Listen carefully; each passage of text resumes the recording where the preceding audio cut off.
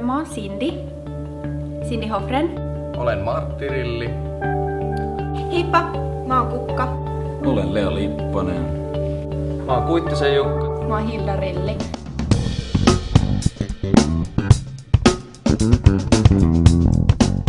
Ostaa kimppakämpässä.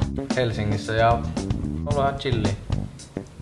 Ei oo mitään semmosia juttuja, mitä pitäisi tehdä tai olisi jotain, että on pakko tehdä. Tuonut jonkinlaista vastuuta ja tämmönen kauhean avoin ja kaverit on tukena. Mä oon vähän niinku äitihahmo ehkä, kun noin toiset on vähän tommosia, että joutuu vähän kaitsemaan. Se on vähän semmoista.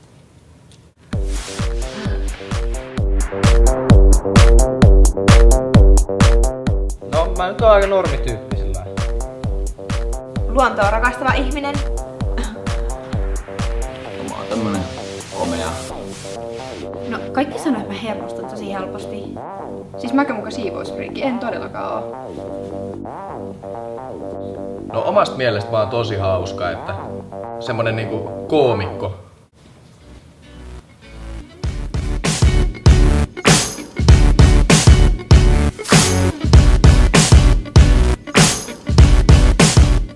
Nuoruushan on sitä elämän parasta aikaa. No on se nyt ainakin ihan rentoa.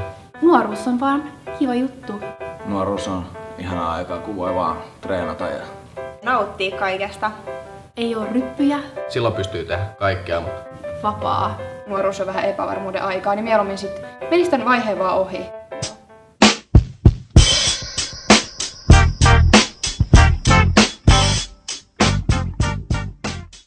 Niin, tulevaisuudessa aviomies, 2 lasta, tyttö ja poika.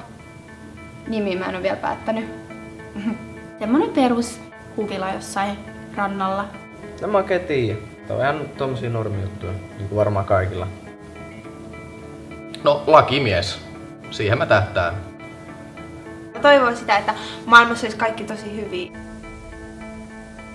jotain helppoa elämää jossakin auringossa rannalla ja katselemassa nuoria naisia siellä.